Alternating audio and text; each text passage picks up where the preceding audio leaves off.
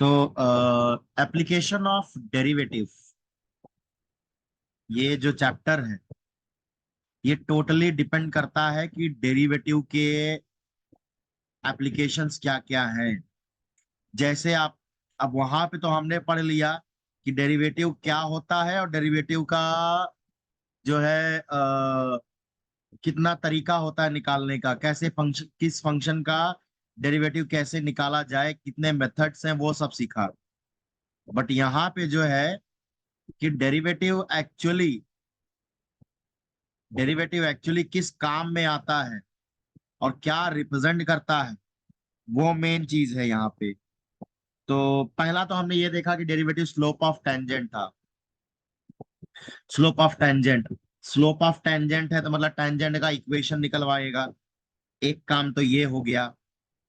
दूसरा, डेरिवेटिव का मतलब होता है रेट ऑफ चेंज। तो डेरिवेटिव का हम लोग नाम दूसरा देंगे, rate of change of quantities के बारे में बताएगा।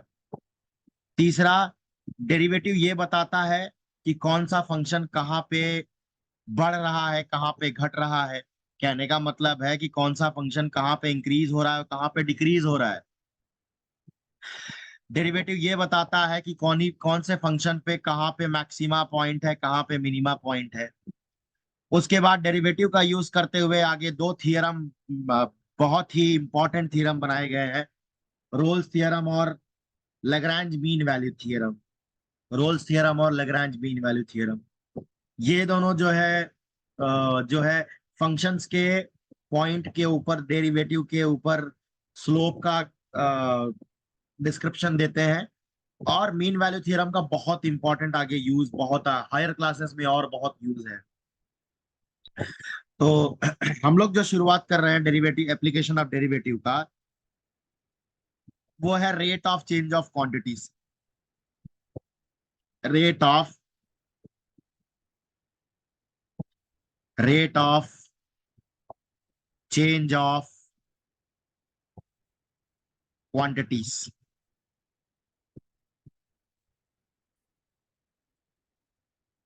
Rate of change of quantities. अब हमने देखा था कि डेरिवेटिव जो है dy बाई dx, इसका मतलब rate of change of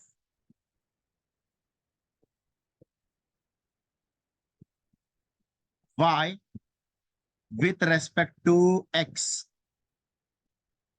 rate of change of y with respect to x कहने का मतलब है कि जैसे जैसे x बदलेगा वैसे वैसे y के अंदर बिहेवियर आता है। तो अभी मान लेते हैं कि अगर हम लोग rate of change of x, जो dy बाई dx है, किसी पर्टिकुलर पॉइंट पे निकालना चाहें, basically dy by dx, basically अगर y equal to f of x एक फंक्शन है, y इक्वल टू, अगर एक f of x equal to function है, तो dy बाई dx और कुछ नहीं बल्कि एफ डैश एक्स होता है। तो जैसे y equal to f of x है, तो अगर हम चाहें तो एफ वाई डी वाई, ये एक्स नॉट पे भी, एक्स कोई एक पॉइंट है जो कि एक्स नॉट है, एक्स नॉट मतलब एक्स जीरो जो है, कोई एक आर्बिट्री पॉइंट लेते हैं, वहां पे भी हम चेक कर सकते हैं। तो जो डेरिवेटिव का जो वैल्यू है, अगर हम किसी पॉइंट पे x equal to x naught पे चेक करें, तो ये भी एक बताता है कि derivative at a point represent the, ये क्या बताता है, ये क्या रिप्रेजेंट करता है, represent the rate of change, rate of change of y with respect to x at, कौन से पॉइंट पे, x equal to x naught point पे बताता है। तो बेसिकली ये जो है dy बाई dx हम किसी पॉइंट पे भी निकाल सकते हैं। अब ये बात आती है कि रेट ऑफ चेंज कैसे हमें समझा जाए, तो उसके लिए कुछ क्वेश्चंस करेंगे और उस क्वेश्चंस के थ्रू हम देखेंगे कि rate of change of function होता क्या है। जैसे क्वेश्चन कह रहा है, find the rate of change find the rate of change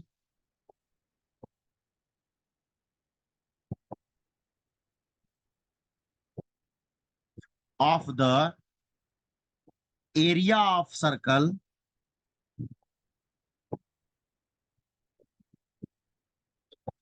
पर सेकेंड with respect to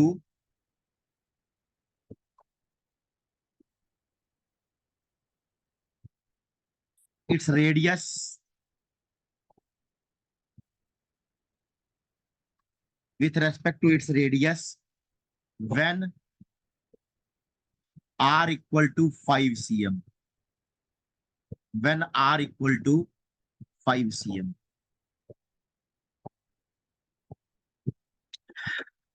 अब ये कह रहा है, जो क्वेश्चन है कह रहा है कि rate of change of area of circle पर second with respect to its radius. कहने का मतलब है अगर रेडियस बढ़ाएंगे तो एरिया का रेडियस बढ़ाने पे एरिया ऑफ सर्कल में क्या चेंज आता है वो हम देखेंगे। तो एरिया ऑफ सर्कल का जो फॉर्मूला होता है वो क्या होता है, पाई आर स्क्वायर।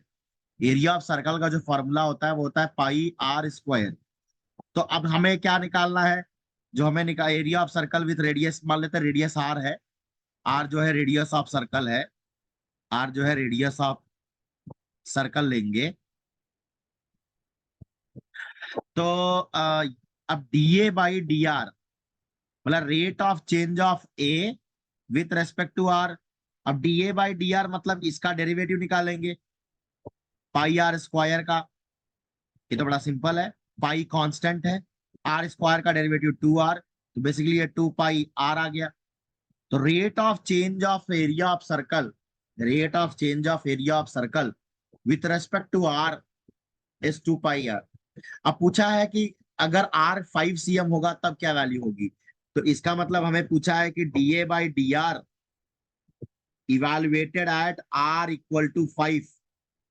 तो 2 पाई आर की जगह 2 पाई इंटू 5। तो बेसिकली इसका जो आंसर आएगा वो आएगा 10 cm/सेकेंड। 10 cm/सेकेंड। एरिया का जो चेंज है वो आएगा 10 cm। अच्छा, एरिया चेंज हो रहा है तो 10 cm² पर सेकेंड आएगा, क्योंकि एरिया जो है स्क्वायर सीएम या स्क्वायर मीटर में होता है। ऐसे ही आगे एक क्वेश्चन और देखेंगे कि क्वेश्चन कह रहा है कि the volume of a cube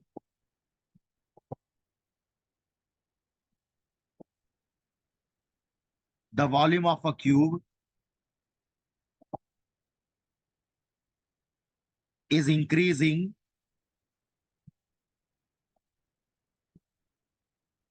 is increasing at a rate of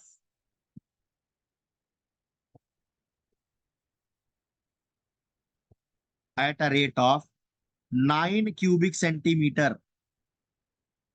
9 cubic centimeter per second 9 cubic centimeter per second। how fast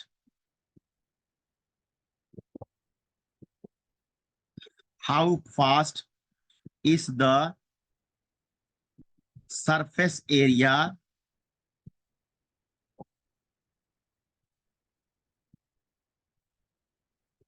increasing when the length of edge when the length of edge is 10 cm। बड़ा simple है, ये कह रहा है कि question पहले समझेंगे। Question कह रहा है volume of cube is increasing at a rate of 9 centimetre cubic centimetre पर सेकेंड। तो मान लेते हैं v जो है वॉल्यूम है, और let let x be the length of the cube.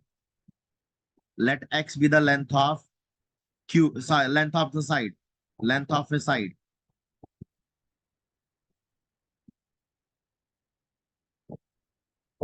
अब कह रहा है v विद वॉल्यूम ले लेते हैं, मान लेते हैं v जो वॉल्यूम है,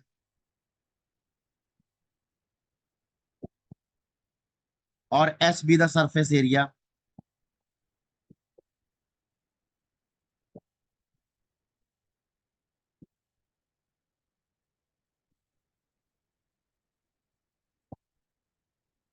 ऑफ द क्यूब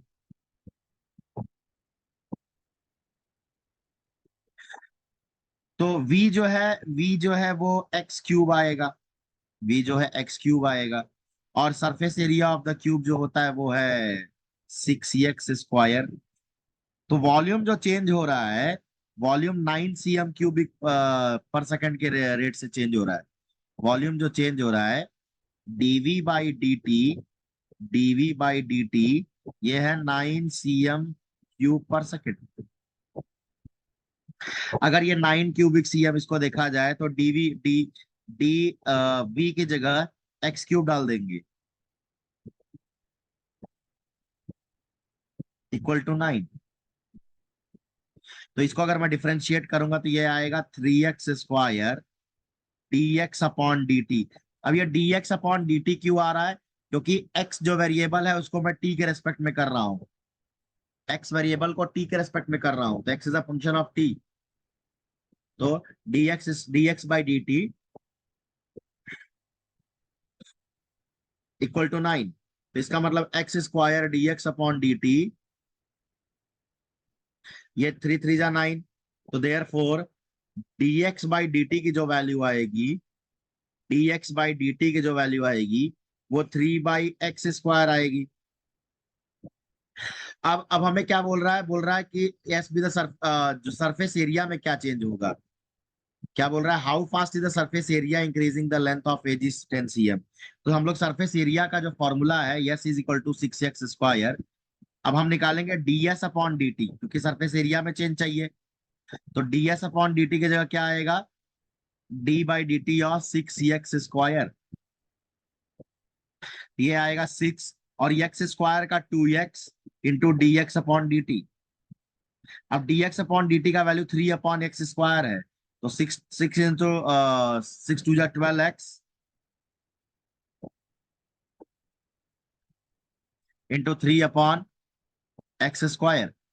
अगर मैं इसको मल्टीप्लाई करूं तो 36 ये x बचेगा। इसका मतलब rate of change of area of cube is 36/x centimetre square पर सेकेंड। लेकिन अब ये बोल रहा है कि अगर जो है अगर लेंथ की वैल्यू अगर 10 cm है तो क्या होगा? तो ds/dt eight x equal to 10 पूछ रहा है। तो क्या करेंगे? 36/10 कर देंगे यहाँ पे। तो 3.6, तो ये आएगा 3.6 cm स्क्वायर पर second.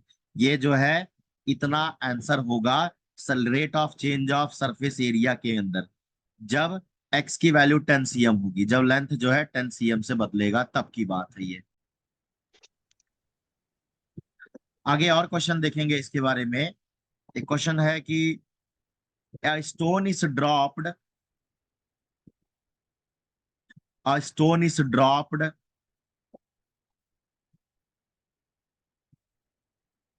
into a quiet lake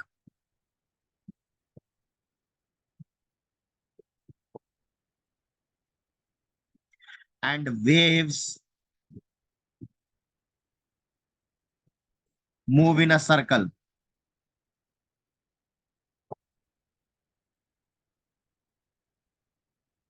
waves जो है सर्कल में चलते हैं at a speed of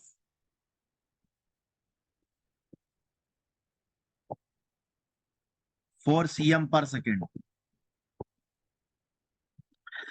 at that instant when the radius of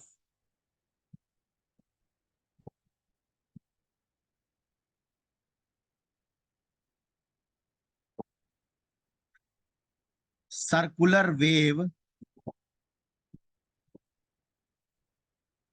at the radius of circular wave is 10 cm, how fast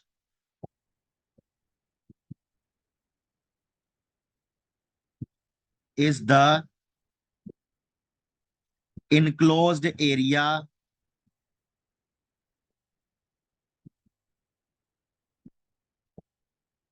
increasing।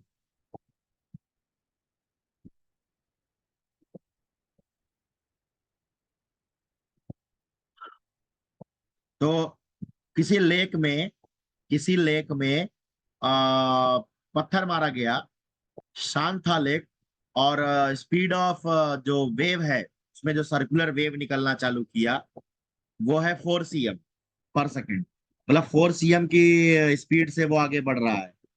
तो किसी instant पे जब रेडियस ऑफ सर्कुलर वेव अगर 10 cm होता है तो कितना रेट होगा उसका एरिया का बढ़ने का। तो हम सर्कुलर वेव है मतलब एरिया ऑफ सर्कल की बात है। तो एरिया ऑफ सर्कल होता है पाई आर स्क्वायर। तो D A by D R करना पड़ेगा। डी एक्चुअली यहाँ पे D A by D T करना पड़ेगा। D A by D T मतलब रेडियस, जो एरिया है जो with respect to time change हो रहा है, एरिया है जो with respect to time change हो रहा है, तो इसका आएगा D by D T of pi are square. तो अगर मैं इसको चेंज करूंगा तो पाई तो बाहर आ गया, आर स्क्वायर का डेरिवेटिव 2r होगा, और ये आएगा d r upon d t. ये आएगा d r upon d t. तो बेसिकली ये आ गया 2 pi r d r by D t. 2 pi r d r by D t. अब कह रहा है कि अगर रेडियस के चेंज होने का रेट 4 cm पर सेकेंड है, तो D r upon d T की वैल्यू दिया है 4 cm पर सेकेंड। तो इसका मतलब D A by D T का वैल्यू जो आएगा वो आएगा 2 पाई आर इंटू 4। तो इसका मतलब ये आंसर आएगा 8 पाई आर। अब कह रहा है D A by D T when R equal to 10 cm। तो क्या करेंगे, 8 इंटू पाई इंटू आर की जगह 10 डाल दूंगा, तो ये 80 पाई। 80 पाई जो है सीएम स्क्वायर पर सेकेंड आएगा। सीएम स्क्वायर पर सेकेंड आएगा। तो इस तरह से हम लोग जो है इस क्वेश्चन को सॉल्व करते हैं।